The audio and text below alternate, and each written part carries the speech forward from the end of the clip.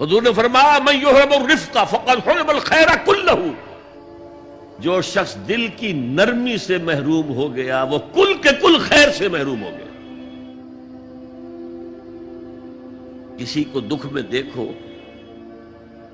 اور اس پوزیشن میں ہو کہ تم اس کا کوئی مداوع کر سکو اور نہ کرو، پھر تم چاہے مفسر ہو، محدث ہو، نیک نہیں ہو۔ تم عابد ہو سکتے ہو، زاہد ہو سکتے ہو، تم مفسر ہو سکتے ہو، محدث، نیک نہیں ہو سکتے۔ من یحرم الرفق، رفق کہتے ہیں نرمی، رفیق ہمارا ساتھی، دمساز۔ ظاہر بات ہے آپ کو دکھ ہوگا، آپ کے رفیق جو ہے اس کے اپنے دل میں محسوس کرے گا آپ کے درد۔ ہمدرد کسے کہتے ہیں؟ ہمدرد، جن کا درد مشترک ہے، ہمدرد۔ خنجر چلے کسی پہ تڑپتے ہیں ہم امیر، سارے جہاں کا درد ہماری جگر میں ہے۔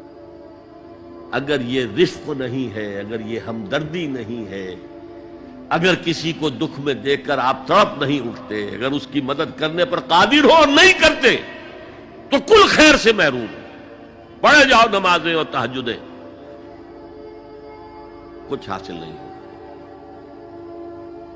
اس پر جو آخری آیت قرآن کی ہے، لن تنالوا البر حتى تنفقوا مما تحبون، اس سے زیادہ کیٹیگوریکل سٹیٹمنٹ اور کیا چاہیے؟ لن کے ساتھ جو نفی ہوتی ہے فعل مضارع میں، انتہائی مؤکد، ہرگز نہیں پہنچ سکتے نیکی کے مقام کو جب تک کہ خرچ نہ کرو ان میں سے جو چیزیں تمہیں پسند ہیں۔ قمیض پھٹ گئی ہے، بوسیدہ دے دو کسی کو، یہ نہیں ہے خیرات و صدقات، بلکہ جو تمہیں محبوب ہو۔ لن تنالوا البر، بر کے مقام تک نہیں پہنچ سکتے۔ پھر میں کہہ رہا ہوں، عابد ہو سکتے ہو، زاہد ہو سکتے ہو،